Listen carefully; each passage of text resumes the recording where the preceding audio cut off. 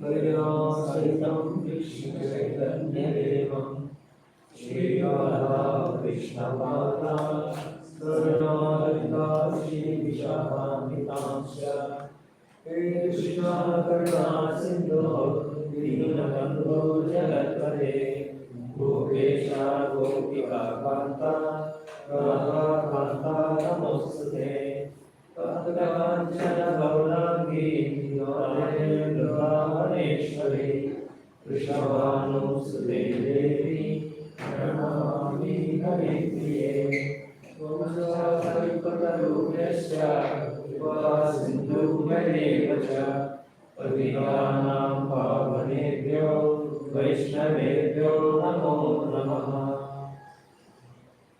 जय श्री कृष्ण चैतन्य प्रभु नित्यानंद श्री अद्वैत गदाधर श्रीवासादि गौर भक्तवृंद हरे कृष्णा कृष्णा कृष्णा हरे हरे हरे राम राम राम हरे हरे। हरे कृष्ण हरे Krishna Hare Krishna. So we are starting chapter 29. Pray. Keep it open somewhere. Yeah.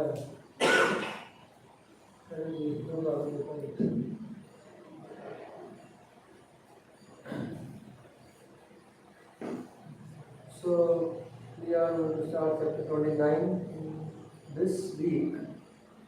We will be completing fourth canto, last two chapters, 29, 30, 31. So that will be sort of the biggest section, chapter 3 and 4. After this, Vijra will return back to Hostinapur. You are hearing from Matres. So Matres speaks third and fourth canto. So first of all, it's my great joy, pleasure and honor to be once again here in this holy abode of Vaibhav. And yeah, in Bangalore city, grateful Harishata Prabhu and all of you for inviting me. So I remember the lotus feet of Damodar and Prji Nrsimhadev, Srila Prabhupada and His Holiness Jayapataka Swami Maharaj, because he has inspired all of us to study Bhagavatam actually. By one example, Maharaj himself, several times in Mayapur I directly heard from him, he emphasizing study of Prabhupada's books. So, and he also exemplifying it by himself in submitting exam and taking the Bhakti Vaibhav, Bhakti Vedanta degree. So, we want to follow in his footsteps and study Bhagavatam. So, we are beginning chapter 29. Om Namo Bhagavate Vasudevaya. Om Namo Bhagavate Vasudevaya. Namo Bhagavate Vasudevaya. Om Namo Bhagavate Vasudevaya. Namo Bhagavate Vasudevaya. Om Namo Bhagavate Vasudevaya.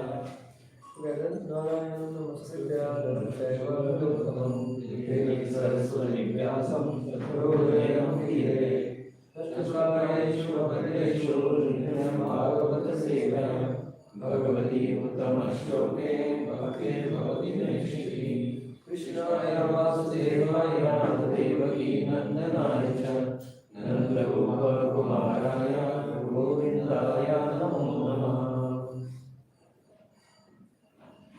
Hare Krishna. Yeah, how long will it take you to run 2 kilometers? 45 minutes. 45 minutes for? Around 5 kilometers. Around 5 kilometers. Okay. Yeah, quite a traffic. Evening traffic is, I think, morning traffic won't be there while coming. While going, it's going to be how it goes. The first time in this class, right? Yes. Yeah, Bhakti Vaibhav class. Yes, Yeah, first time we had a new classroom setup.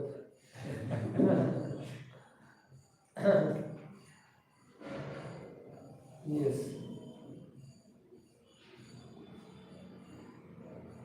So, chapter 29 we are beginning. Text 1. You can repeat behind me.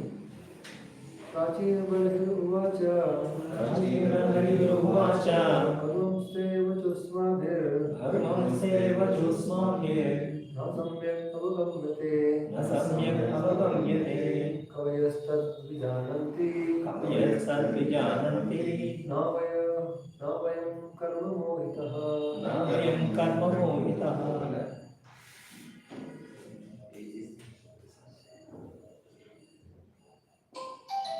Yes. Please read the translation. One of you. King Prachinavahi replied, My dear Lord, we could not appreciate completely the purport of your allegorical story of King Puranjana. Actually, those who are perfect in spiritual knowledge can understand. But for us who are overly attached to fruitive activities, to realize the purpose of your story is very difficult. Okay, so Prachin Barhi, the king, Prachin Barhi,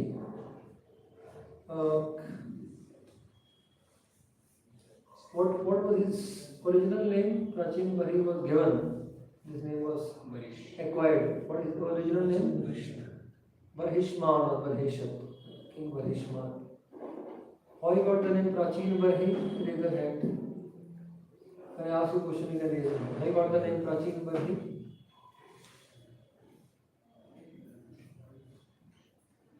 No? Prachin Barhi. Prachin means what? Ancient. No, that's like Hindi. Here Prachin is the disha, east. Prachin is the direction. Prachin Barhi means he got this name because Prabhupada says he performed never-ending series of sacrifice. In a sacrifice, the kusha grass was spread, kusha grass mats, and the tip of the kusha grass was pointing east. Prabhupada says he practically covered the whole earth with kusha grass. And how many sacrifices he performed?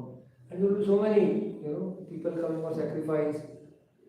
It would be kilometers and kilometers of area. It would be, if you read the description of sacrifice performed by the king in the Mahabharata, they used to create a city outside of the city for sacrifice.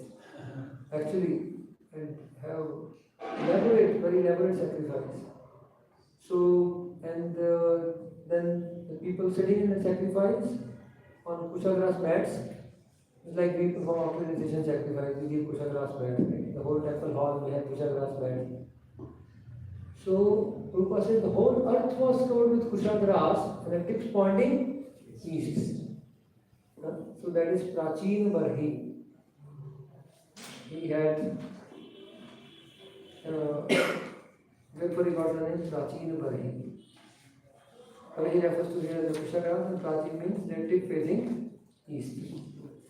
So King Barhishman got this name because of his unparalleled spirit of performing fruitive rituals. No one has performed so many sacrifices. So said before he would end one sacrifice, another sacrifice would be ready. We would start there. So one after another. And therefore Prabhupada says we should similarly have the spirit for sacrifice of Sankirtan. The sacrifice of Sankirtan should be never ending. And that's, so these are like Prabhupada purpose point are great gems actually. So we carefully read them, collect them, look back at them. That means sometimes revise them. They will nourish our hearts. Yes, so there are many beautiful purport points in the last 3 chapters. why got this name and what was the spirit, and then Prabhupada said we should have similar spirit in performing Sankirtan Yajna. Okay, fine, Hare Krishna. But the point is saying is here that I could not understand the meaning of an allegory. Now somewhere avagamate. I cannot fully understand. Therefore, you please explain it to me. You please explain it to me. Okay, so yes.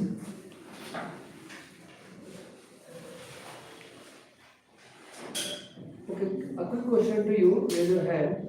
Why can't people understand Krishna? Prabhupada said, okay, so here he explained allegory which you could not understand. In general, people cannot understand Krishna or Krishna's teachings. Right? The teaching of Narad Muni or Srimad Bhagavatam, same as Krishna's teachings.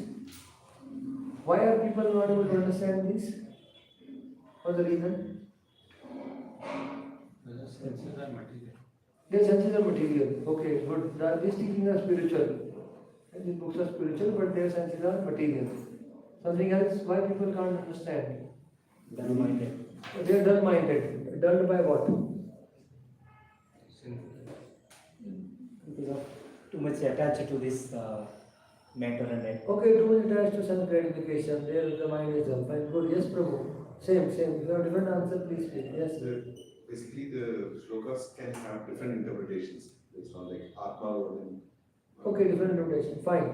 So anyway, the point is, the material sense cannot understand spiritual thing. People are dull in this age. Too much attached to gratification. And yes. Krishna tells in Bhagavad Gita, chapter 25, Naham Prakasha Sarvasya. Yogamaya Samavrita. I am covered by the Yogamaya. And other side, Krishna is covered by Yogamaya. And what are materialistic people covered by? Bhakti is covered by Mahamaya. So between the Lord and the Jiva, there is a curtain. We can't see him. The curtain has two plies. They can curtain the two ply. That side is Yogamaya, this side is Mahamaya. The same curtain, the same energy. For the living entity is Mahamaya. But for the Lord it is Yogamaya, because Mahamaya cannot touch him. That way. So both places curtain is described at times as Yogamaya from the Lord's perspective, from the Jiva's perspective, side is Mahamaya. It is a curtain. Therefore we can't see him. So the Yogamaya, the Mahamaya covers this. And this Maya is Gunamaya. So therefore the Lord is beyond Gunas. We are under the Gunas. We are covered by this curtain of Mahamaya. The Lord is untouched by that. He is beyond that, beyond the Gunas. We are within the Gunas. So therefore for all these reasons, we cannot understand the Lord or the exalted teachings basically. So Prabhupada points that out. Okay. So another thing in the very first verse, Srila Siddhar Swami explained, which Prabhupada also quotes in the purport. He says, this chapter will describe, one of the important lessons will be, the association of women leads to bhava. Bhava means? Repeat. Bhava means the material, the cycle of samsara. Bhava means samsara. So the birth, old age, disease, death, and so on and so forth. So one will be when the bounds to this material samsara. So association of women leads to bhava, material existence. One will be bound to it. And association of devotees leads to yes. So association of women leads to bondage or bhava. Association of devotees leads to bhava. Right? So bhava is actually, it will lead to the development of love for Krishna, which is even higher than liberation, much higher than liberation. Liberation is automatically achieved. So Prabhupada said in the purport, I am reading the last 4 lines. This 25th, 29th chapter describes that by too much attachment for women, one becomes a woman in the next life. Again, bhava, the material bondage. But a person who associates with the Supreme Personality of Godhead or his representative, association of Krishna, or his devotees, one becomes free from material attachment and is liberated. Okay, yes. So we go to next. Is there any question in between? You can raise hand. We go to text 2.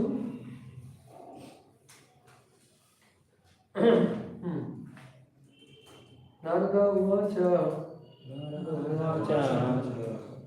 Okay, so now I request you. Okay, we can, before we read it. So, what does the Puranjan represents? Actually, Narada now speaks the meaning of the allegory now. And he briefly explains what he spoke in chapter 25, 26, 27. He explained in 25 verses of this chapter. So, very briefly. So, quite that allegory he explained quite, when he spoke quite elaborately. But when he gives the meaning, what does this represent, what that represents? In 25 verses, he explains the meaning of the whole allegory, which is there in 3 chapters 25, 26, 27. So, in less than half a chapter, he explains the meaning of it. So, Puranjan represents, who is Puranjan? The living entity. The living entity is Puranjan. What is the literal meaning of Puranjan? Right, yes, Prabhu. What is the literal meaning of Puranjan? Body that enjoys. One that enjoys. Enjoy what? One who has a body. One who has a body, Puranjan. Or one who enjoys in the body, as such. The literal meaning of in Sanskrit now. Puram janayati iti Puranjana. If you want to write somewhere, because the 3 chapters describe the allegory, Puram janayati iti Puranjana. One who creates this city, Puram is city, this body is city of 9 gates. One who creates this city for one's enjoyment. How? Of course, we are not only creator, material energy, the Supreme Lord, they all ultimately, but we are also the creator, we are one of the creators. How do we create this body? By designing, therefore by our own desire. By our own desire to enjoy, we create this body. Puram janayati, iti Puranjana. We create this body for enjoyment. The one who has created this body, one who is residing this body for enjoyment. That is Puranjana. So that is the living entity. And not looking at the book, you can just look at me for the time being. He says the living entity creates the body, the living entity creates the body, and he transmigrates into different bodies. Just like we say there are bodies who are like Jalachar, aquatics, those who go around in the water, and then Thalachar on the earth, Navchar means those who move around in the sky. So there are 3 categorizations. In general, there are different categorizations of living entities in different species. There is one interesting categorization given by Narada Muni over here. He says, thus the living entity transmigrates into bodies which have 1 leg, 2 leg, 3 leg, 4 leg, multi-leg, no leg. 6 type of kind of categorization he gives. So the living entity with 1 leg, who are these? Any guess? Living entity with 1 leg. Huh? One leg. Do you see it in microscope? There is organism transmission which has one. But do you see 1 leg over there? Trees. Trees could sometimes be described as 1 leg. But the Prabhupada says in the Prabhupada, the ghost sometimes seems to move on 1 leg. He says, so like that. So sometimes we could call the trees either or the ghosts. 2-legged, 1 2-legged humans, 3-legged. Old age. Okay, good. 4-legged. All the Animals, primarily all the animals 4-legged. Multi-legged. Centipede. Centipede, spider, are different insects. Several aquatics also have multi-legs. And no leg, snakes. Snakes, no leg. So there will be some other reptiles like snakes, but yes, primarily snakes. So in this way, there is the living entity transmigrates. This Puranjana transmigrates into various bodies which have different number of legs. Okay.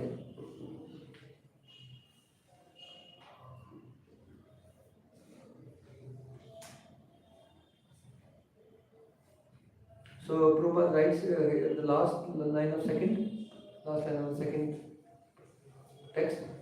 The name Puranjana indicates one who enjoys possessing different types of bodies. His mentality for enjoyment in the material world is accommodated by different types of bodies. Okay, so we go to text 3. Okay, so we don't have to read that also. Then it is described by Narada Muni. This Puranjan has an unknown friend. Who will recall the name of the unknown friend? Raise your hand. I ask question, raise your hand. What is the name of this unknown friend? Someone else? Yes, Prabhu. What is the name of unknown friend? Avigya. Unknown itself means Avigya. Who is that friend? No? Unknown friend, you said you know that? Super soon. So he's an unknown friend, but anyway, the devotees know him. The devotee is not unknown. But to the most living entity, he is unknown. Okay, so again, if I ask, yes, regarding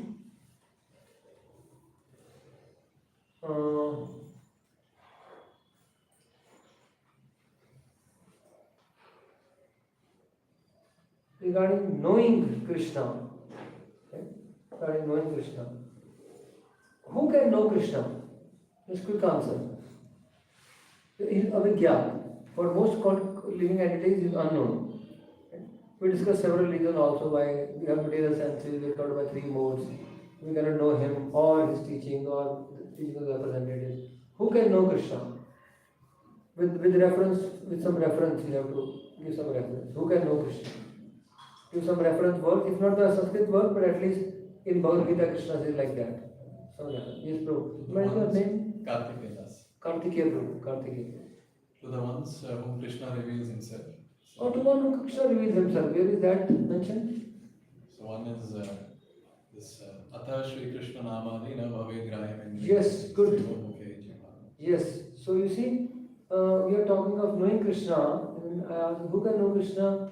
One whom Krishna reveals himself. Atha Shri Krishna Namadi Na Bhave Graham. Why Andre we cannot? Sevan Mukhi Jivalo. When does he reveal? When he becomes Seva Unmukh. Seva Unmukh means we are inclined to serve him. And that service begins by Jivado, by chanting the holy name of the Lord. Or for most people by honoring Prasadam. Jivado. Swayam Sutya, the Lord reveals himself. And that verse is quoted in the purport, you see. That verse is quoted in the purport. So this is how we can read and think about, and say what this verse, what all Prabhupada has mentioned over this verse in several places. If you think about it, you may find certain things right in this particular purport.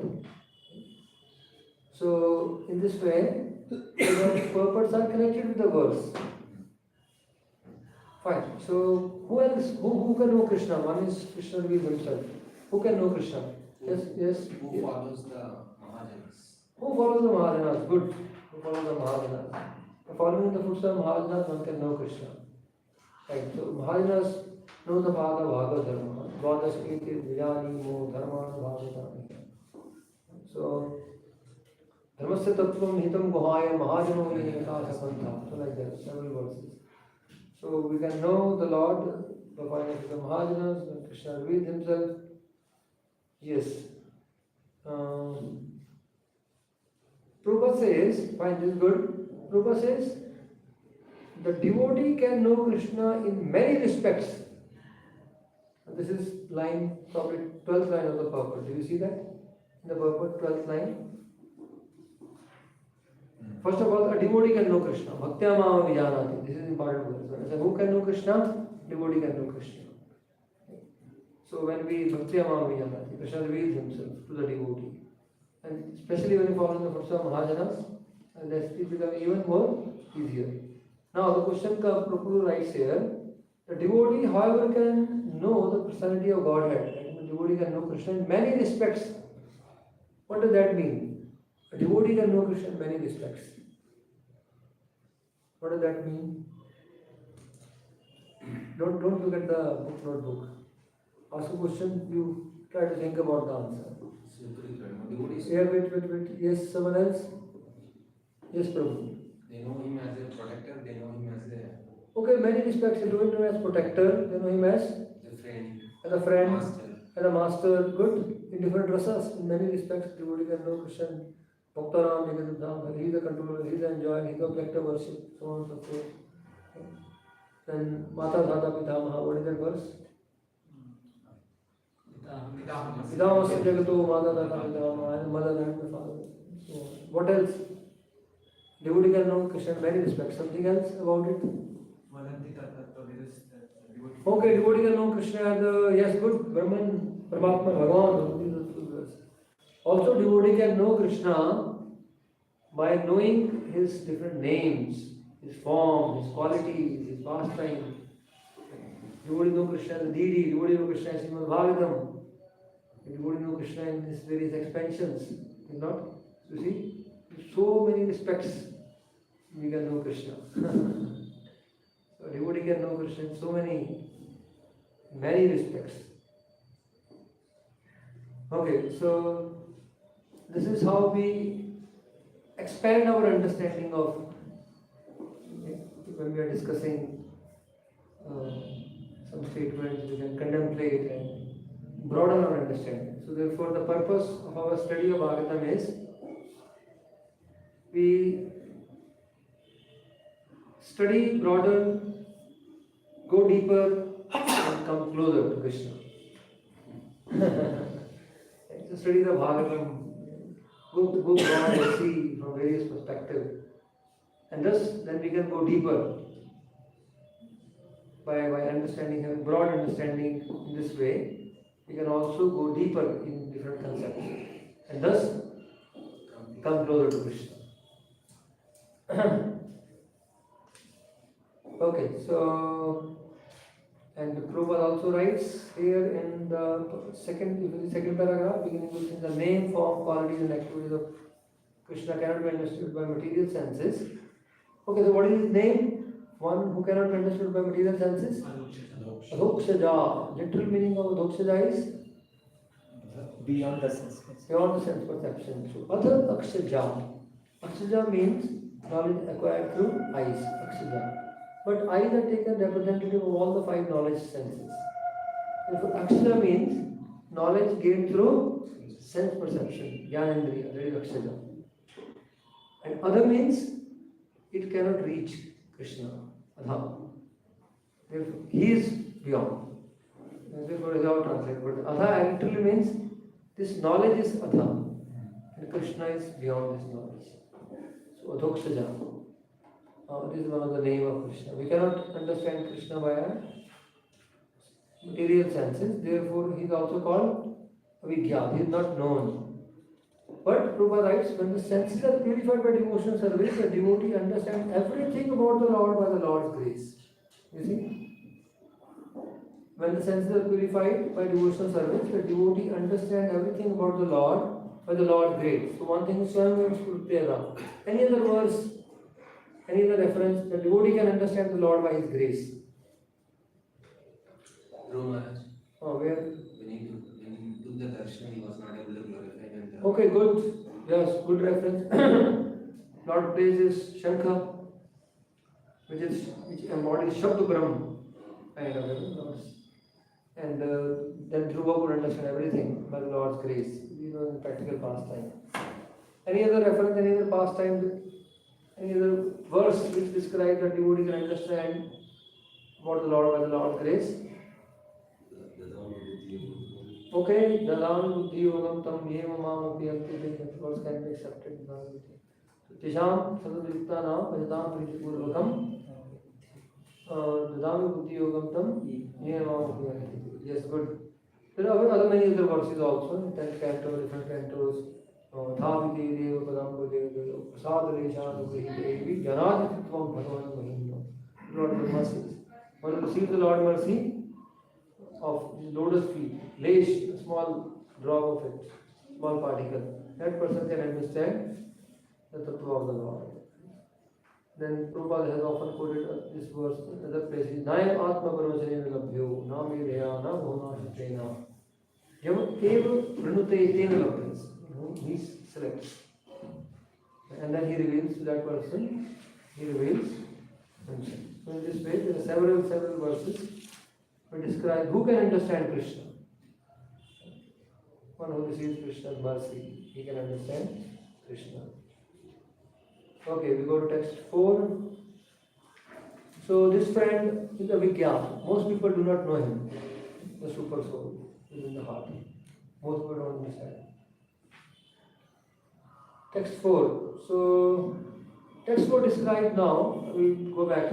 Said now the living entity who is wandering in this material world tried various apartments to live. Like in city, people go to search for apartments sometime. So the living entity was searching for various apartments. And yes, how many apartments the living entity tried? 84 lakh. Which one he satisfied him? Which apartment satisfied the living entity? Huh? None. It's mentioned that none of the apartments satisfy the living entity completely. It's mentioned in 25.1. Na sadhu mene ta sarva bhutale yavati pura. जितने भी apartment हैं, studio apartment 1 BHK, 1.5, 2.5, in the city, in the suburb, in the countryside, on the main road, inside, yeah, whatever. So every apartment living entity tried, na sadhu mene taha sarva. None apartment living entity actually, living entity was fully satisfied and say, this is very good. Na sadhu means good. So no apartment was just made for the living entity. So this material world is just not made for the living entity. Actually. And so we will not find any situation that's just made for each other. It will be a hallucination. We are not made for this material world. Living entity is just not made for the material world. Therefore, there is an incompatibility everywhere. Practically, we can see incompatibility. So living entity tried so many apartments, nothing satisfied the living entity. Yes, but finally, one apartment was most suitable. Prabhupada writes, this is the best of the bad bargain. Which apartment is that? Human form. So, in this way, we are calling it apartment, or the word described as Pura, city, within the kingdom. The body describes the city itself. So, this city of 9 gates, this apartment, a city of 9 gates, this was the best of the bad bargain. So, this was, of all the apartment, this was relatively more suitable. Okay, so then in this apartment, the living entity met a beautiful woman whose name is, so the living entity is Puranjan. and he met this Puranjani. So who is this Puranjani? Who will describe what does Puranjani represents? Raise your hand. What does Puranjani represents? Yes, Prabhu. Intelligence. Only intelligence. Dharmic intelligence. What kind of dharmic intelligence? Still we need some more adjective over here. Which kind of intelligence Puranjani represents? Yes? Material intelligence. Material intelligence. It may be dharmic, but it's all material. So, and then dharmic intelligence may degrade into dharmic intelligence. That is chapter 26. It's a material intelligence. It's not spiritual intelligence. It's material intelligence, which attracts the jiva to enjoy this material world. So, intelligence makes the jiva orient. Just like the mind is a seat of enjoyment. The mind has desire to enjoy, but when there is a beautiful woman, she further attracts the mind to enjoy. So the material intelligence also attracts the jiva to enjoy. So in this way, he meets this Puranjani, and she is described as very beautiful. She is wearing various ornaments, very beautiful. She is wearing various ornaments. What are those? Anyone recall? Don't refer back. Why the intelligence seems to be so beautiful? Or the ornaments makes her very beautiful. What is that? Those are described as the previous impression of sense enjoyment, which therefore it looks very beautiful. Oh, you enjoyed in such and such way. Now again you can enjoy. So the previous impression of sense enjoyment are described as the beautiful ornaments of this world. Okay. Intelligence directed towards sense gratification is one word. Fill in the blank. Intelligence directed towards sense gratification is dash. Fill in the blank with one word. Material intelligence. Okay. Intelligence directed towards sense gratification is material intelligence. What else? Any other word? Ignorance. Ignorance. Ignorance. And material intelligence directed towards Krishna is Knowledge. knowledge. Could be called as real intelligence. Could be called as knowledge. And Prabhupada said this is buddhi yoga. One sense. Knowledge is also. So intelligence directed toward Krishna is called buddhi yoga.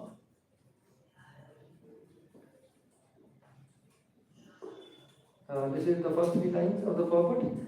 I am reading text 5, first 3 lines. In material existence, so-called intelligence is actually ignorance. When intelligence is cleared up, it is called buddhi yoga. In other words, when intelligence is dovetailed with the desires of Krishna, it is called buddhi yoga or bhakti yoga. When intelligence is dovetailed with the desire of Krishna. So when intelligence in material existence, that means intelligence is directed towards sense gratification, it's called ignorance. But when it's dovetailed with the desire of Krishna, it's called buddhi yoga. And Prabhupada quotes this word, Tesham sadavayuktanam padisam pripurvakam dadami buddhi yoga. Here Mama Yes.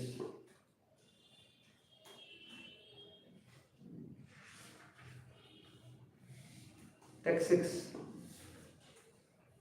Okay. Yeah, I'm just asking a question because of revision, so you don't refer to this. Now, this woman had 10 male attendants. Who were they? Raise your hands, raise your hand. 10 male attendants. Yes, Prabhu, who were the 10 male attendants?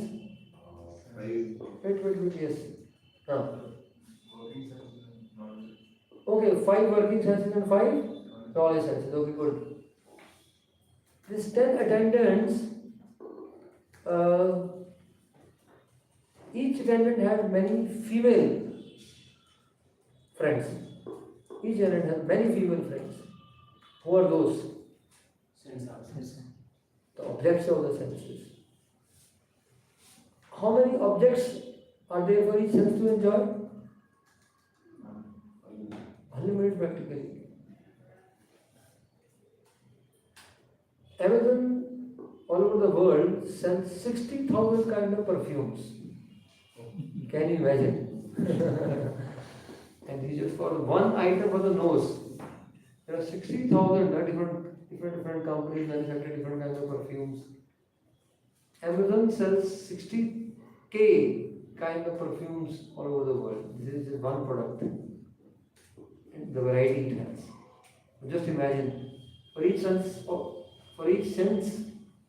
how many objects to enjoy? Unlimited. There's no limit to that.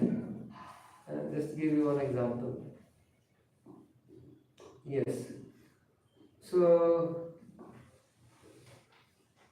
and they are described as the female friends. Female friends.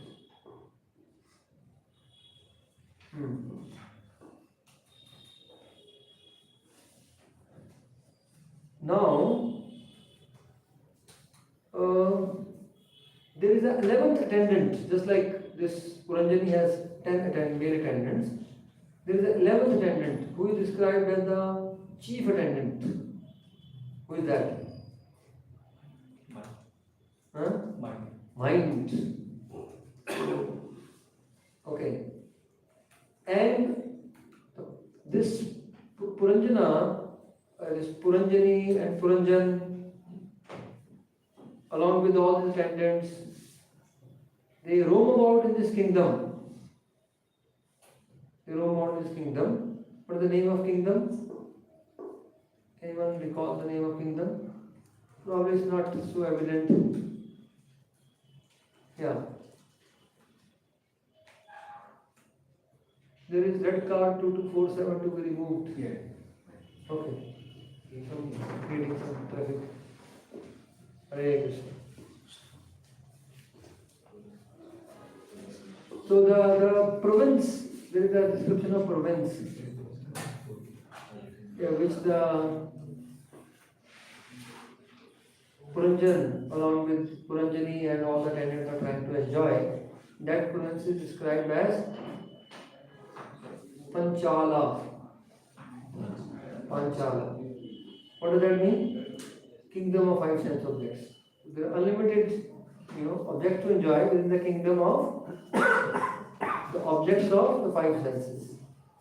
So the kingdom of the objects of five senses, the person is trying to enjoy. And the chief attendant is mind. Text 7. Let's recite text 7. Brihat balam manovidya Balam manovidya Vaindriya nayakam Vaindriya nayakam Panchalaha panchavishaya Panchalaha panchavishaya Janmadhe navakam puram Yanmadhe navakam puram. Brihat balam manovidya. This 11th attendant mind is Brihat bal, most powerful attendant. Vaindriya nayakam. बाकी सबका नायक है, leader. Okay, read the translation please. The 11th attendant, who is the commander of the others, is known as the mind. He is the leader of the senses, both in the acquisition of knowledge and in the performance of work. The Panchala kingdom is that atmosphere in which the five sense objects are enjoyed. Within that Panchala kingdom is a city of the body, which has 9 gates.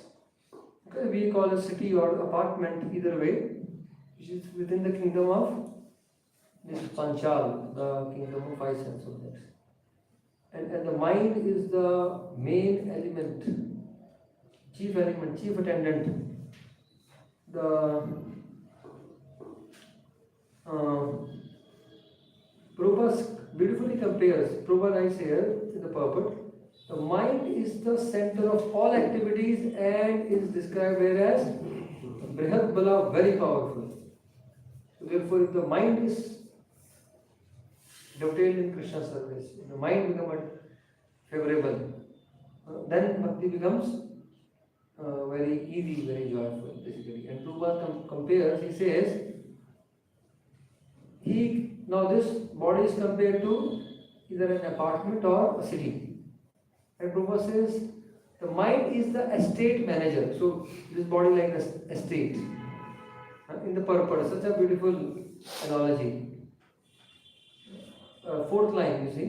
If one gets a good manager, his estate is very nicely managed. But if the manager is a thief, his estate is spoiled. So he compared this body to be the estate and mind to be the manager. Mind is the manager. So if the manager is good, estate is very nicely managed. If the manager is a thief, if the mind is a rascal, then one's life is spoiled actually. This body is used for all this. So very quickly, at several places, certain things are discussed about the mind, and just because mind is the chief element, mind is a state manager. It can make a lot of difference. There are certain things about the mind, basically. One nature of the mind, or one default mode of the mind is to be dissatisfied. This is one of the features of the mind. That the mind creates dissatisfaction. So, how do we tackle that? How do we tackle that this nature of the mind to be dissatisfied? One should kill this tendency of mind to be dissatisfied by practicing gratitude. One should cultivate gratitude for whatever one obtains. Then another cunningness of the mind is it is pretender. It pretends to be what it is not, what we are not in general. Mind is a pretender. Where is that Bhakti Thakur says? What is that bhajan? Dushta man tumi kisera vaishnav. The whole bhajan is about pretending, the pretending nature of the mind. How do we kill that pretending nature of the mind? By practicing simplicity. By practicing simplicity, actually. I just want to, I myself witnessed, one very senior devotee gave a Bhagavatam class. Another devotee asked a question. He said, Prabhu, and the class was, that how the pride actually is very detrimental for us. Ahankar, false pride. Ahankar creates a lot of difficulties. The class about that, a very senior devotee gave the class. One devotee asked, Prabhu, you have served for the last 40 years, did so much for Prabhupada, and you have not been affected by pride. What is the secret of that? You have never been affected by false pride. He said, you are in great illusion. From the Vyasasana. I have been affected by false pride so many times. But Prabhupada and Krishna, they broke that false pride again and again and again. And then there was some other sitting there. They all know how Krishna broke a false pride so many times. Like that. So from the Bhagavatam class, from the Bhagavatam, he spoke publicly that I have been affected by false pride so many times. You don't know, you are a new person. My other colleagues who are here, they know how I have been affected with this, and Krishna mercifully crushed that so many times. So like that. So I was appreciating this nature of being unpretentious. That means practice simplicity. We admit our faults and shortcomings. There is simplicity. And therefore we kill this tendency of the mind to be pretender. Mind tends to be pretender. Another disease of the mind, it is flickering. Very flickering, as you all know. Chanchalam Himana Krishna. You can't bring it so back, it's very strong also, you can't tame the mind so easily. How do we tackle this disease of the mind. Abhyas. Huh? Abhyas. What kind of abhyas? What kind of abhyas? Sadhana. Yes, that means mind is flickering. We have to practice exclusive bhakti, not multitasking. Yeah, because unless we do that abhyas, exclusive devotional service, that means during chanting I will not do any other activity here. During reading Bhagavatam also, I will not do any other activity. I will try to. One devotee was trying to read Bhagavatam, and every 5-10 minutes phone will ring. Another devotee noticed that he was on the same page for last 1 hour. Same page. Because he tried to read, after 5-10 minutes before he grasped, phone comes, then he would start again. He missed the link. He said, then he went to him, he said, एक घंटे से एक भी पन्ना नहीं तुमने पढ़ता है. Even 1 hour, you have not turned one page. Why don't you keep the phone aside for even half an hour and read few pages and then call back? Whatever missed call is there. There won't be any loss. There won't be a big loss. You know that you have multi-million business and some company will go bankrupt. You are a brahmachari, you can keep the phone aside, right? And focus, read. So the mind is flickering here and there and overall. So therefore, practice exclusive, one-pointed. Do activities of bhakti with one-pointed focus. Practice is required. Abhyas is required. So then one can gradually overcome the flickering nature of the mind. The mind is also another disease of the mind, it is very stubborn. Very difficult. Therefore, we have to learn to practice submissiveness before our gurus, at least before our seniors. We have to understand the importance and practice submissiveness and overcome the stubborn nature of the mind. So these are 4 prominent diseases and the mind is very strong. But if you practice this quality of gratitude, simplicity, practicing exclusive bhakti, dangas, and submissiveness to our Guru Varga, then the mind will become a good estate manager. Otherwise, if you see, most of the people have a bad estate manager and their life is spoiled. Their life is spoiled.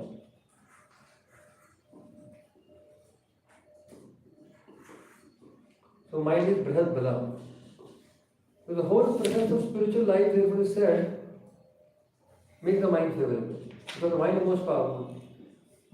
Most places, at some places we talking of intelligence, make the intelligence sharp, clear the consciousness, other aspects of the subtle body.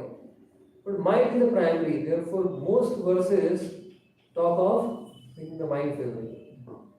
The mind is chief element to become favorable, is Nayak. All other will follow the mind. Basically. Mind is the leader. Dacoits के leader को capture कर लिया तो बाकी सब तो all other will come automatically. So like that.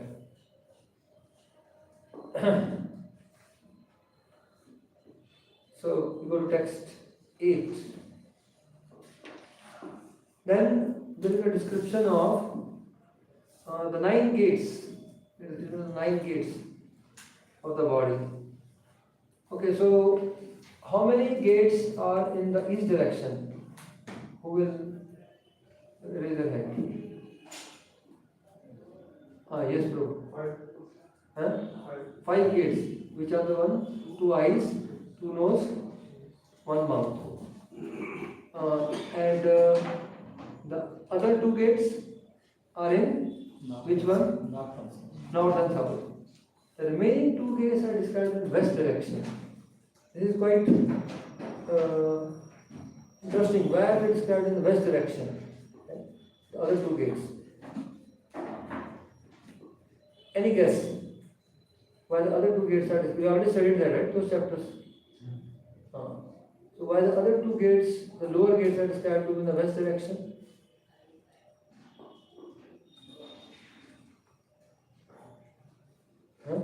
the reason.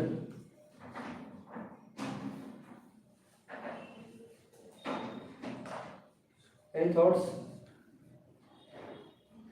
They are described in the west direction because the west direction is the direction of sense gratification, primarily. Therefore, functionally, both the gates are more geared toward the sense gratification, other gates. So, functionally, both are primarily aimed at sense gratification. Therefore, they are described in the western direction. Okay, so of all these gates, which is the Mukhya Dwar, main gate? Which is the Mukhya Dwar? Don't read the text, don't refer the text. Which is the Mukhya Dwar? Which is the main gate? Mouth is the main gate. That is one of the bigger gate also, right? Mouth is ఇట్లా పోతారు కదా ఆ గ్లాసులు కూడా చేసి అని చేసేసి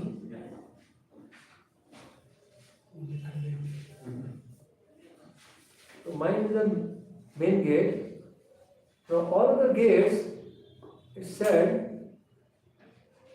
through two gates, one performs one function. The two eyes, seeing, two nostrils, smelling, 2 ears, hearing. But this one gate performs two functions. Other gates too perform one function. This Mukhya gate, main gate, one has two functions. For that reason also it is main gate. You see? So, what are the two functions? Eating and speaking. Eating and speaking. There are two main gates. Eating and speaking. So through this two gates, now I don't expect you to remember the names anyway. Mentioned there are two gates were Khadyota and Avirmukhi. What does Khadyota means? Khadyota, glowworm. So the eye's powers of seeing actually is very limited in one sense. So like a glowworm and Avirmukhi is like a small torchlight. One would go to a place, Puranjan. Now, through different gates, Puranjan used to go to different places, is mentioned. In the purport, Prabhupada gives example of one city and put the names of different gates. And Prabhupada say, even in several cities, there used to be different gates. In certain cities, there used to be different gates. And people used to go to different places through different gates. Anyone remembers which city and which gates Prabhupada refers to? When it was described about the gates. In the purport, Prabhupada talks of a city and the gates. Okay, he talks of Delhi city. He says in Delhi city there are several gates. Like India Gate, Lahori Gate, Kashmiri Gate, several Prabhupada put in the purport. And these kings had put the name of different gates, they go to different places. I went to one nice residential society, high tech, and they all had different gates. Through this gate you go to swimming pool. Through this gate you go to gymkhana. Through this gate you go to the tennis and badminton court. And through this gate you go to the parking. And so on and so forth, right? So several gates. So different gates are meant to go to different places of enjoyment here, right? In a residential society. Similarly, through different gates, Puranjana, the living entity, would visit different places for enjoyment. So these two gates, what is the place he would visit? If not the name, the description. Through these two gates, eyes, he would visit a place of some beautiful place you see, sightseeing. In one sense, Vibhraj may be mentioned, and means some brightly lit up place, beautiful places. And through this, he would visit, through these two gates, he would visit a place which would be very fragrant. The place called Saurabh. Saurabh is a sweet fragrance. So some beautiful bright places he would visit, the Bhrajit through the eyes, through the nose he would visit a place called Saurabh. And with mouth he would visit two places. He would visit two places with the mouth. Okay? One is food mall, food launch, and second is gossip launch. That's the mouth. So, through one gate, two places, yeah, because the jiva has so much energy to speak. We go to a place where people are talking, chit-chatting, gossiping happening, so on and so forth. So it's not, even without talking, you type the text messages and so on and so forth, that's all gossip. So in a subtle way, you're talking, one sense. Right?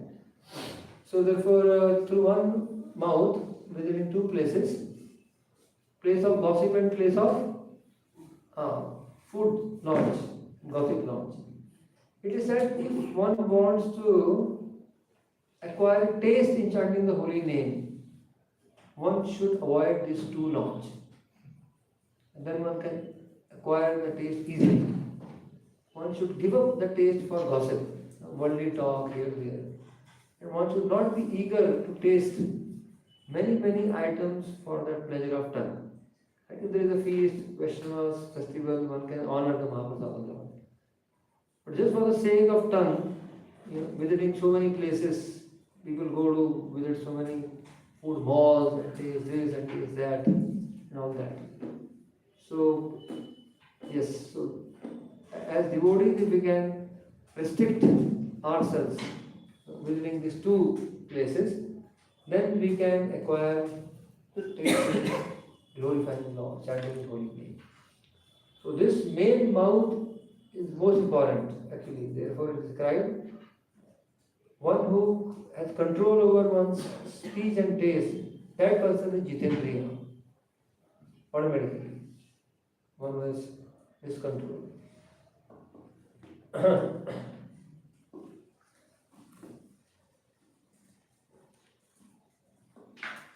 Okay, so then as I said that he would visit different places through different gates. Now there are two ears. We discussed through eyes he would visit some beautiful enough places. Through nose he would visit the places of fragrant places. Through mouth, these two places. And through right ear. Now right ear is for hearing. What would he hear and which place he would visit? Pitruhu, good. And the left ear? Devahu. So what would he hear through right ear? To elevate to higher planets. What would he hear? Karma Kanda. Karma. So it is the right ear, he would hear all the Karma Kanda.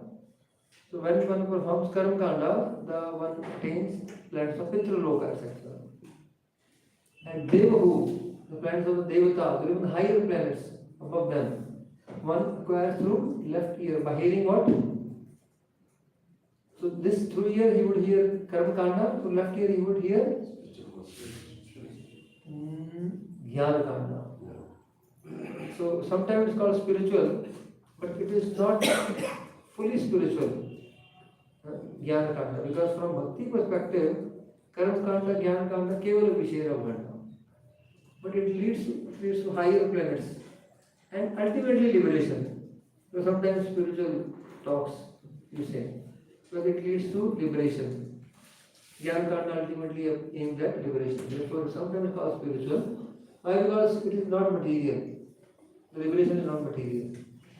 But from Bhakti perspective, liberation is worse than Kevalyam Narakayati. Just see the perspective. See, understand scripture from perspective. At one place, the liberation is called as spiritual. Okay? Spiritual. From bhakti perspective, it is worse than hell. See from looking at different perspective. Because it is beyond, the liberation is beyond this prakriti. It is called spiritual, it's not within the creation of Maya. But it is, because there is no bhakti rasa over there. For devotees, that place is worse than hell. So the same place is seen from two different perspectives and the two different descriptions. Okay, so yes, so therefore he would visit to left ear, to right ear, all these places. From which ear do we hear Gayatri Mantra? Right ear. And right ear is considered pure because all the devata reside, therefore we put a thread over like this, not contaminating. So, of course, here we are talking of Puranjan, the living entity who is entangled in the material world. Primarily, they either go for sense gratification, the right ear, or maximum, frustrated, try for liberation, the left ear, like that.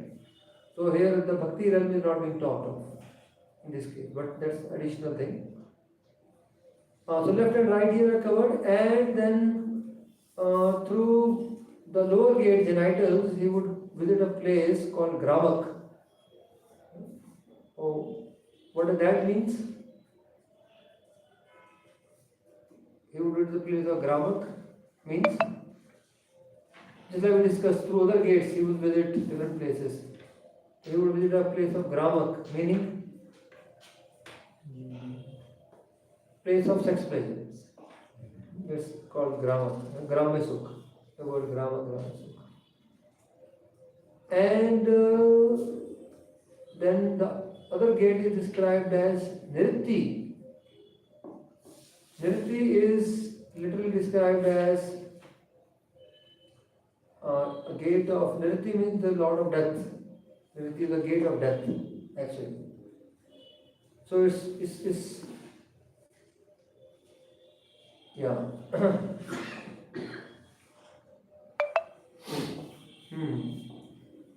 Also, it is described that this is a gate of hell. This is described as a gate of hell. Meaning hellish pain. Hellish pain. So when one passes through this gate, when life goes through this gate, one actually degrades towards the hellish pains.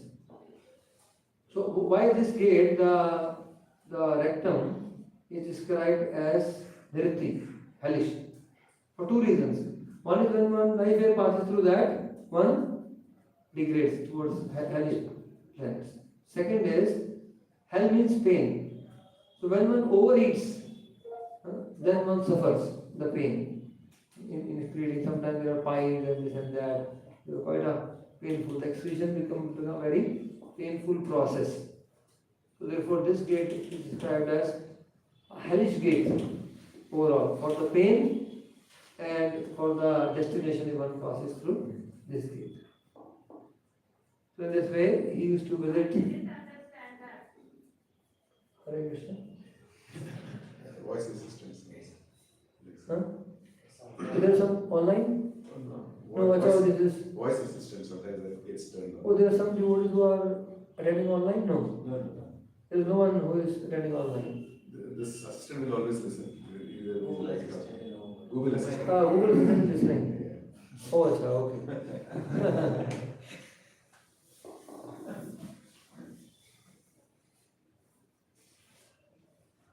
Fine, so the Puranjan visiting different places to different gates is thus described over here. And we will just cover text 16 and then just take a 10-minute break and then resume. Text 16 says, he would sometimes visit his private quarters, Antahapuram, with his mind. Vishuchi is kind of the mind. Vishuchi literally means one who wanders about. He would visit his Antapura, heart, with Visuchi, the mind, one who wanders about. And he would experience, it's mentioned, Moham, Prasadam, Harsham, etc. Illusion, sometimes satisfaction, and sometimes jubilation. These three feelings. Illusion, satisfaction, and jubilation. So these are the three feelings in the three modes. In which mode you would experience illusion? Ignorance. Ignorance. And satisfaction in Goodness. goodness. And jubilation in Passion.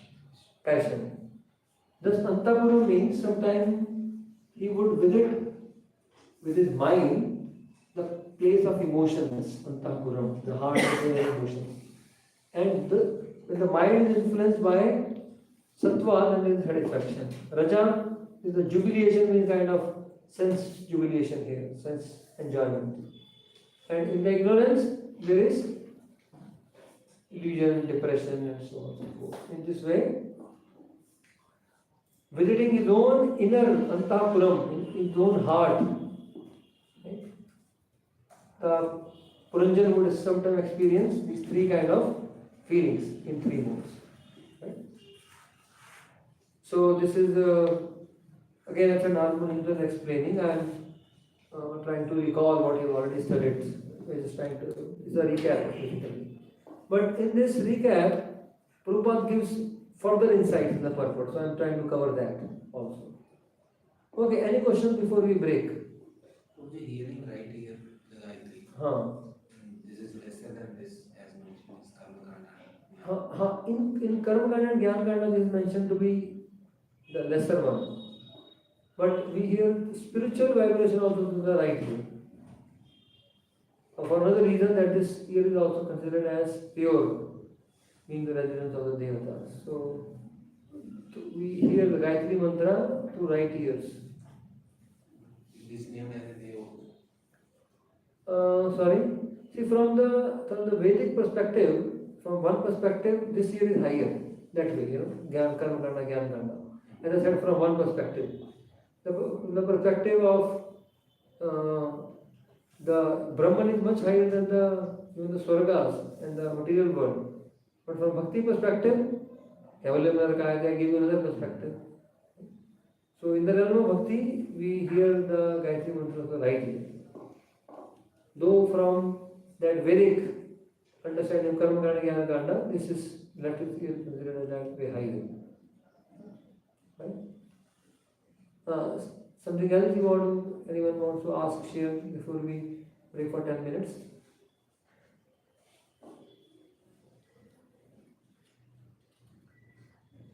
Okay, so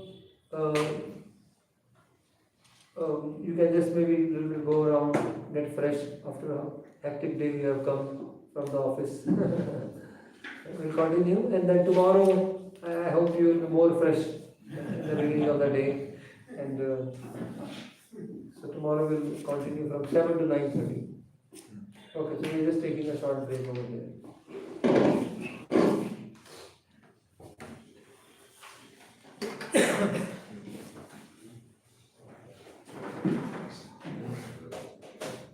Yes.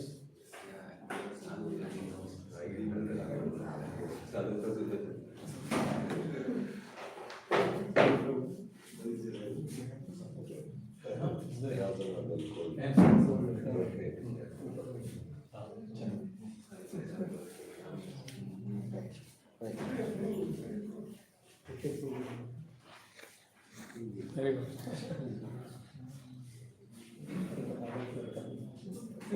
We got stuck in the traffic.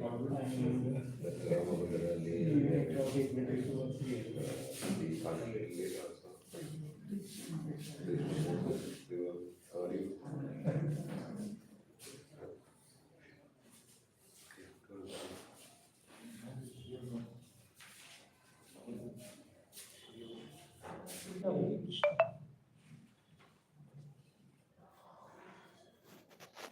Hare Krishna. So we covered up to verse 16. Yeah, please can someone read the 17th? Translation? Formerly, The queen is one's intelligence, while one is awake or asleep. That intelligence creates different situations. Being influenced by contaminated intelligence, the living entity envisions something and simply imitates the actions and reactions of his intelligence. So, we read in chapter 25, 27 that how when the queen used to walk, he used to walk. When the queen used to drink, he used to drink. When the king used to sleep, he used to sleep. When the queen used to laugh, he used to laugh. Right? So on and so forth. Right? And the whole series of verses which describe how he was influenced by the queen. Basically, he became a humble servant of the queen. So in this way, the living entity how is totally controlled by one's materialistic intelligence, who gives very attractive proposal for enjoyment. Intelligence is a very beautiful lady. Gives attractive proposal for enjoyment. So how the living entity is controlled by this queen has been described, and that is being described over here. Being influenced by contaminated intelligence, the living entity envisions something and simply imitate the action and reaction of its intelligence. So living entity was simply, the king was simply imitating or doing what the intelligence was doing, like that. Okay, so 18 to 20. Read further. Narada Muni continued. What I referred to as the chariot was in actuality the body. The senses are the horses that pull that chariot. As time passes, year after year, these horses run without obstruction. But in fact, they make no progress. Pious and impious activities are the two wheels of the chariot. The three modes of Okay, materialism. you can stop actually. So basically, after finishing first allegory of the Puranjan, this body like the city, and women is intelligent, and the senses are the attendants, female attendants. This female was protected by 5 hooded serpent, which was 5 kind of life years, enjoying in the kingdom of Panchal, going around, right, which is a kingdom of 5 sense objects. In the inner quarters, experiencing various emotions influenced by the 3 modes, sometimes satisfaction in sattva, sometimes jubilation in raja, and illusion in tama, and so on and so forth. And thus he was totally captivated by one materialistic intelligence. After completing this, now he says, now one day, next chapter, 26th chapter, one day King Puranjan goes to the forest to hunt. Goes to the forest to hunt. What does that mean? Yeah. What is the going to the forest for hunting represents? Sinful activities. Give up the sinful activities. Huh? Give up the sinful activities. Give up the sinful activities. So yes. Going to the forest to hunt is giving up sinful activities. Committing sinful Hunting? Woman. Hunting woman. Hunting woman actually. In that sense, that represents, what does that represents? He goes from his household away, hunting for other women, represents now trying to enjoy outside in a dharmic way, which is the pinnacle of that is illicit sex with some other women. So therefore, Puranjan goes to the forest to hunt means earlier he was having materialistic intelligence, but it was dharmic. See, whether dharmic or dharmic, materialistic intelligence cause entanglement. As we know, right? Materialistic intelligence is a cause of entanglement. But now, anyone who has, even a person is trying to enjoy in a dharmic way, he may suffer externally less for the time being. But what happens is, there are many people who in this world say, we will just do good to others. And there is no need of spirituality. Very common point which people make. But actually, in this material world, no one can remain on Sattva platform for always. Doing good means on the Sattva platform. What will happen is, in due course of time, the intelligence will degrade further and one will commit sinful activities. So there are many people who say, we'll just do good to others. They cannot do it, actually. They will not able to do it. That's the nature of this world is, the modes pull you down. The modes pull you down. So there was one person who was arguing like anything, just do good to others. I said, what if others do harm to you?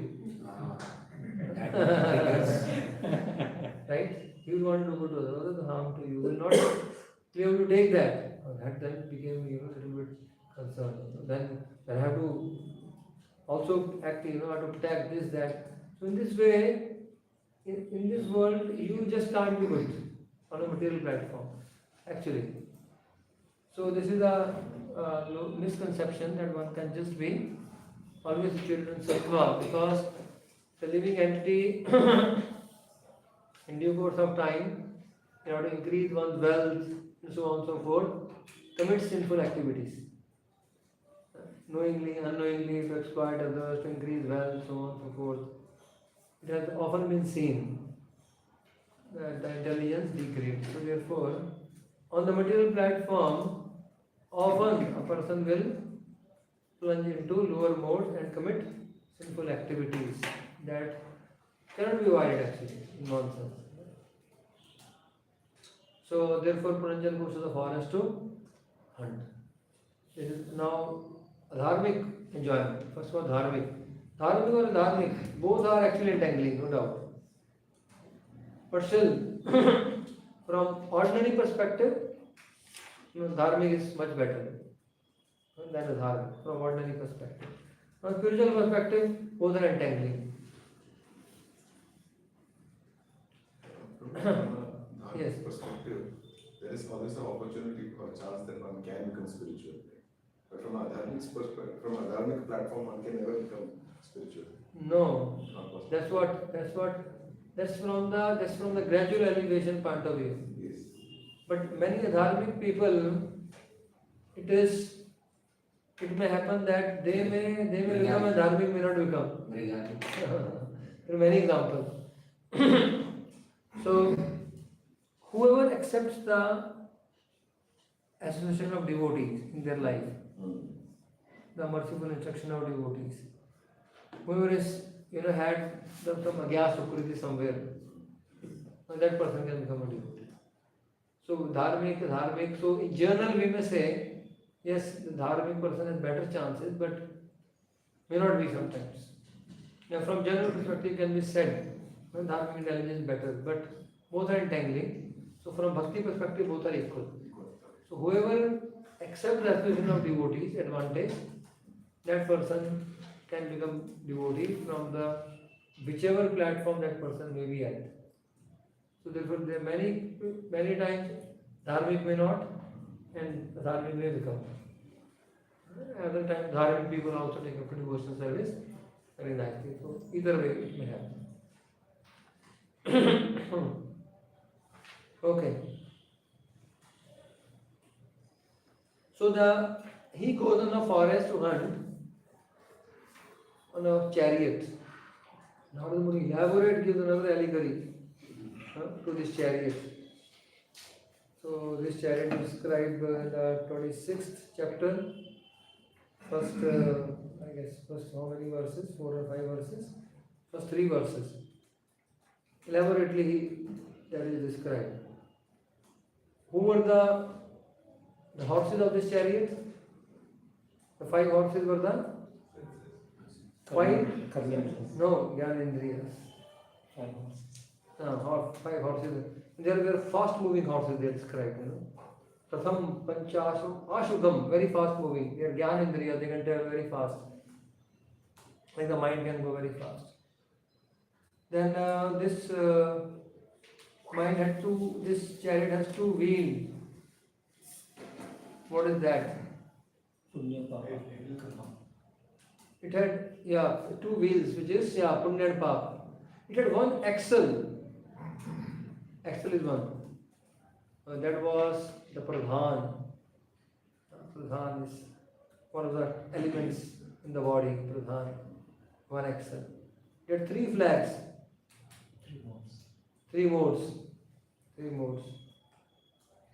Five supports in the form of five life here. One rein. What was that rein? Rein of the chariot is mind. What is the chariot is mind? One driver, which is intelligence. One seat, which is heart. Heart is the seat. Atma is the Puranjan. Puranjan is riding. The seat is the heart, where is sitting. Driver is the intelligence. Rein is the mind. So like that. So quite a elaborate allegory on this body is like Ratha. So this body is like a city, Puranjan, right? Elaborate description. This body is like a Ratha, chariot. What else the body is compared to?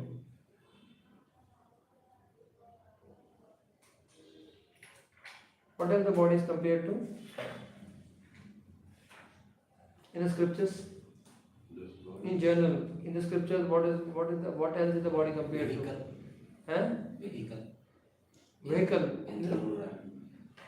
Yantra Runanimaya, kind of a machine, right? Like a machine.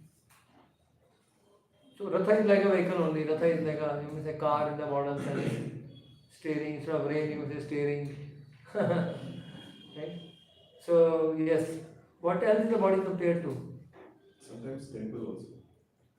Body is from a devotional perspective, temple of the Lord, because the Lord resides. Yes, what else the body is compared to in Bhagavatam? Cause of suffering. No, comparison. Body is compared to, just like the body is compared to the city. Body is compared to the chariot. Body is compared to, from devotional perspective, temple of the Lord. What else the body is compared to? Like a boat. Like a boat. Like a boat. Suitable boat to cross the ocean of science. Suitable boat. And what else in boat? Captain. Who is the captain? Guru. And which kind of boat it is? Paddle boat, rowboat, sailboat. Which kind of boat? Sailboat.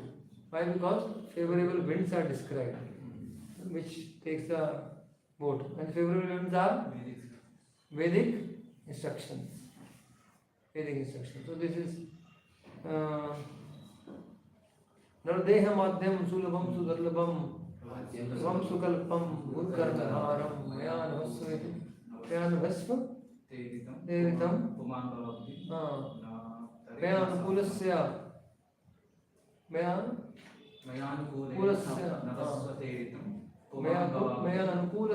Mayan Bhasvateritam. Favorable winds. Uman Bhavabdi Nattare Satma. One who doesn't take advantage of this sport, doesn't cross the ocean, is killer off. So this is 11th canto. 11th canto to the verse number 11, 20, 17. 11, 20, 20, 17. 17. 11, 20, 17. Then this body is also compared to a tree. Two birds are sitting. There is very interesting verse.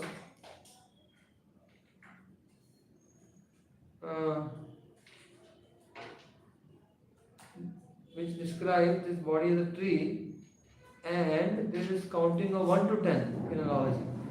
10 to 27. Ekayano, so Dviphalas, Trimulas. This tree has one root, which is like a pradhan. It has two fruits, happiness and enjoyment. It has three, it has like it comes from one, it's mentioned. It depends upon, it has one shelter, which is material nature, two fruits, happiness and distress, three roots, which is three modes.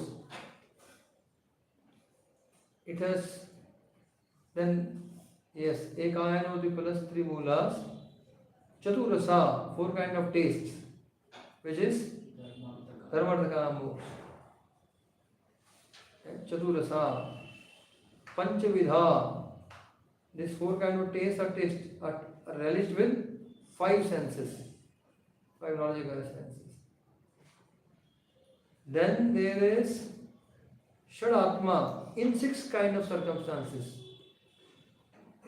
which is it's quite a beautiful knowledge you can study yourself, which is lamentation, illusion, old age, death, hunger and thirst. 6 kind of circumstances. It has 7 coverings, as we know: skin, blood, muscle, fat, bone, marrow, and nerve. It has 8 branches, 9 holes, and 10 kind of there are 10 kind of life here actually. The 5 main and there are other 5 also described. So from 1 to 10, this body is compared to a tree, and there is a counting from 1 to 10.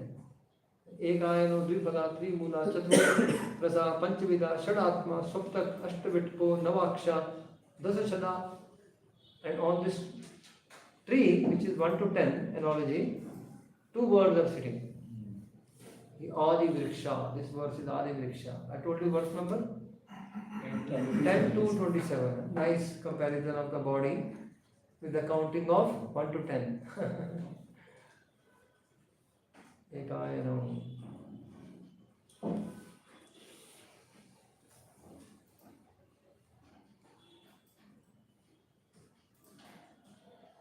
Ten to 27.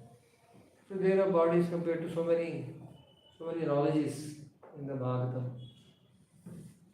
for the comparison of the body. Field of activity. Huh? Field of activity.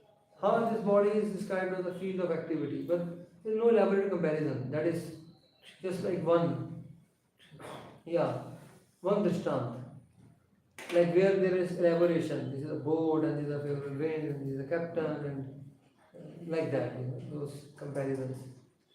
That way single could be several, just that the body is also the field of activities, so on and so forth. Those ones could be more. Okay, so in this way, Narada Muni describes the body as a chariot where the Puranjana goes into the forest to hunt, that means desiring to enjoy dharmically. So, but anyway, so it is now. This is after this. Finally, he enjoys and then he becomes remorseful. He returns back to his dharmic intelligence. All that is described. I already read. And then he comes back to his palace.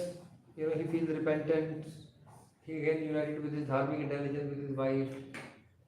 But again, is opt in sense gratification. And the whole youth expires. The old age starts knocking on the door. Old age starts knocking on the door. In how much time the youth expires? In how much time the youth expire? In half a moment. You mentioned. So the Dehinam Shadbhangura in one sense. When the youth goes away, in half a moment actually very fast. And Prabhupada writes the time and the tide waits for none. So I am referring back to previous. So here it is in the text 21 it described the effect of Chandavega. What is the meaning of Chandavega? Literal meaning of the Chandavega? Time. Huh? Literal meaning of Chandavega. Yes, it's time. But literal meaning of Chandavega means Speed of movement. Goes fast. the irresistible speed. Chanda means Prachanda. Prachanda Vega means force. Prachanda means imperceptible. Prachanda means very powerful force. Prachanda word is very powerful force. But it's so imperceptible, no one notices that how the force of time is transforming everything and bringing everyone close to their death. People imperceptible, people, the time just goes away imperceptibly, and the death comes on the door, starts knocking. Person is surprised. Time is over, sir. He said, no, I have so many things to do yet. Right? So in this way, Chandravega is actually the powerful time, irresistible. No one can resist the flow of time. No one can counter this, can even stop the flow of time. Because I can stop seconds, minutes, you can stop your watch, but time flows. Right? Time flows. Who can stop the aging process? Who can stop the aging process? The Chandravega. Who can stop the body being transformed continuously and so on and so forth? So in this way, this is Chandravega, the time factor. And it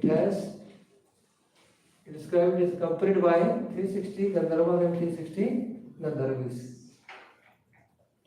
Who are those? Days and the nights. And they are stealing away the duration of days and nights. Stealing away the duration of a living entity, basically. Okay. Then now is going to describe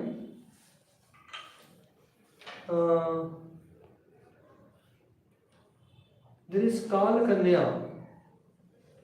Who is Kala Kanya? Old age. No one was accepting the old age. And no one wants old age in this life. Therefore, she came and proposed to the Lord of the Death, Yavaneshwar, Lord of Death. You accept me as your whom? You accept me as your wife, she said. But he said, no. He asked the old age, he directed them to whom? Narada. She came to Narada, but she has Narada actually directed her further. But Yavaneshwar, Narada directed her to Yavaneshwar. She said, you accept me as a wife. And Yavaneshwar said, you go and accept all the Karmis as a husband, enjoy with them. But no one accepted me. He said, don't worry, my elder brother is with you. Who is? Prji. And my soldiers are with you, who are causing fear. Therefore, you forcibly enjoy with all the Karmis. All the fruitive workers are husbands. You enjoy with all of them. And then, when you will enjoy with them, in the old age they will suffer, they will become fearful, and also they will be attacked by two kinds of fever, prajwal, which are Prabhu hot fever and cold fever. Hot fever is, he says typhoid, cold fever is pneumonia. Like that, two kinds of fever. So in this way the Kala Kanya is directed by Yavaneshwar to enjoy all the karmis. So you take all the karmis. Then they will not be able to resist you because they are accompanied by my soldier. They will not be able to resist you. My soldiers will go. You will be able to enjoy with all of them. They will be your husbands. This grading of hot and cold fever you mentioned, like pneumonia, is that based on Kapava's We know this, yeah, based upon that only. Yeah. Caused by pitta is this typhoid, and caused by kapha, which is cold in nature, is pneumonia. In old age, one is either is attacked by this cold fever or hot fever and becomes fearful and Kala Kanya embraces, and then the person that finally dies. So all that is described in the analogy of. So the living entity thus and then he takes birth as a woman. Later all that is described, Prji.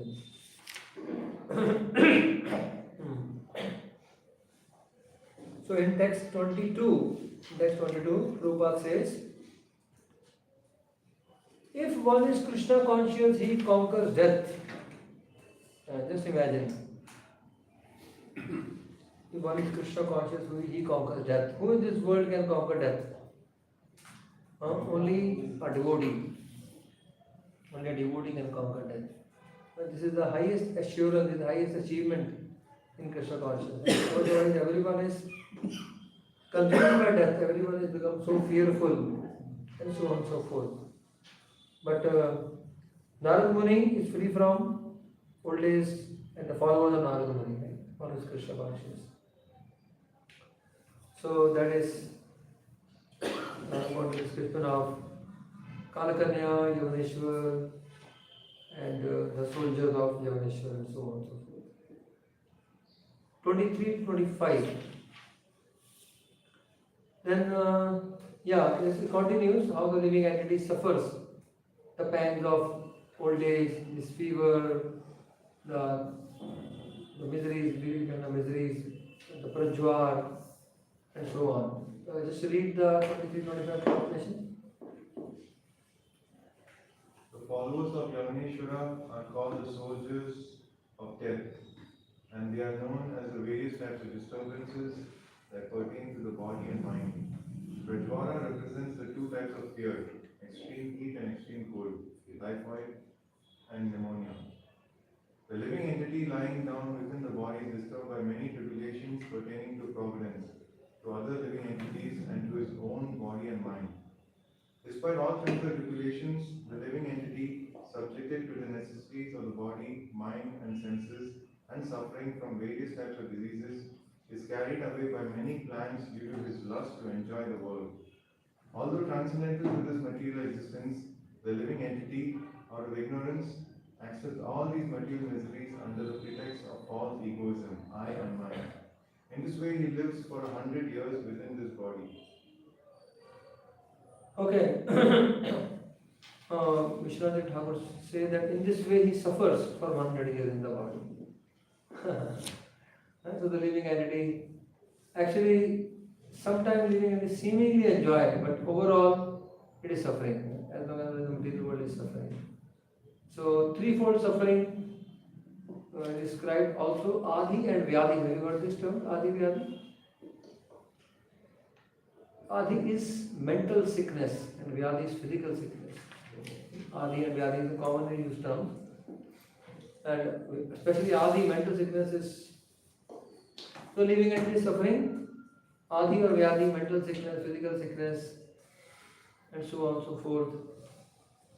Text 24 describes Evam Bahu Vidar Dukhair Dev Bhutatma Sambhava. In this way, so many kind of miseries categorized into Dev, Bhut, and Atma, this threefold. Deva is Adi Devik, Bhuta means Adi Bhautik, Atma means Adhyatmik. So threefold miseries are described by these three terms. Dev, Bhutatma. Dev, Bhutatma. Krishyavana Shatam Varsham, 100 years of misery. And this misery, what is the root cause of this misery? Pranindriya Manodharman Atmane Adhasya Nirguna. This is due to the imposition, due to false ego, the living entity thinks I am the body. And the qualities of the body are imposed on the soul. The qualities of the body are imposed on the soul. Any analogy in Bhagavatam to understand that the qualities of the body are imposed on the spirit soul? Energy of glasses. If you wear different color, red color glasses, everything appears red. Okay, like the color of the glasses is imposed on the objects.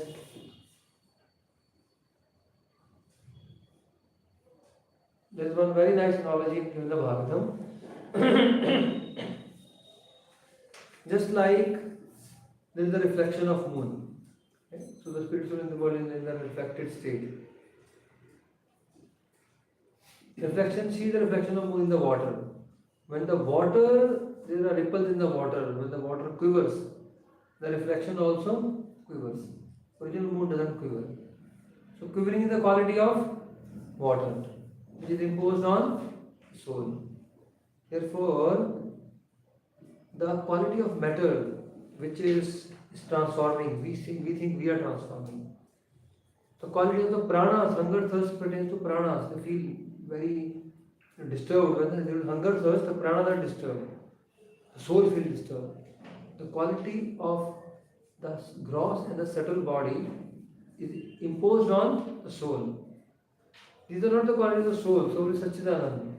But the hunger, thirst, lamentation, jubilation, shoka, bhaya, fear, shoka, bhaya, moha, ityadi, all these are qualities of gross and subtle body, basically. They are imposed on the soul due to ignorance, and therefore the soul suffers. So it is very beautifully explained. Thus, in the material world, the soul suffers due to ignorance because of the quality of the body, mind, pranas, gross and subtle body imposed on the spirit soul. Okay, so in this way, Narada Muni describes practically 3 chapters are described: 25, 26, 27. Okay. And then Narada Muni begins to describe the samsara of the jiva, the material entanglement of the jiva over here. So I think that we can start tomorrow morning from verse 26, where the description of the samsara of the jiva is described. What is the purpose of description of samsara?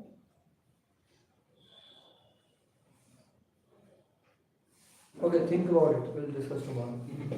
Jai Granthara Srimad Bhagavatam ki jai. Srila Prabhupada ki jai. Jai Granthara.